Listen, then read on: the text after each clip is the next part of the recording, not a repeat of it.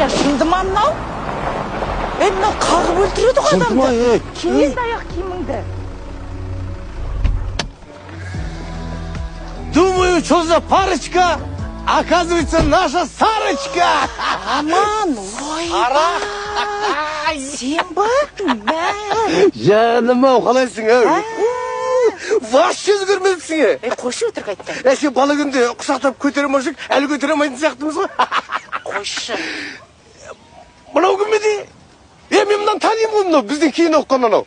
Сушак қабыр жүретін бала. Аты кім еді? Күліш. Қылшық. Қылшық танимын ғой сені. Бәрі жақсы ма? Шүкір деп жүрмесің ба? Сен өздеріңіз жақсы ма? Аузыңа түкіріп жіберейін ба? Мен сияқты бай боласың. Қойшы. Қалайсың өзің? Біз осы жыл 12 ай осы ауылда тіршілік, бала-шаға, өзің қалай? Ой, мен Астанадан ғой кез. Жұмыстамын, қызмет бабымен, Аллаға шүкір, бәрі жақсы. Көрініп тұр. Рахмет. Айтайын деген бол емес бірақ. Кешке 11-ші ауып жиналамыз. Кел. Қайда? Ой, қайда екенін не қыласың? Жиналамыз ғой күшті жерге. Мынандай ертіп кел. Анау-мынауға адам керек қой енді. В общем, көргенме қуаныштымын. Молодец, ей, бей, ай. Жақсы, давай. Ай, молодец, қылшық. Қылыш неғып үндемей қалдың? Класстастармен кешке кездесеміз ғой. Я деп айтпайсың ба, үндемей тұрсың. Барайық, я? Барсақ барайық енді. Мынау есім шығып кетті ғой, гу етіп шыға келді ғой.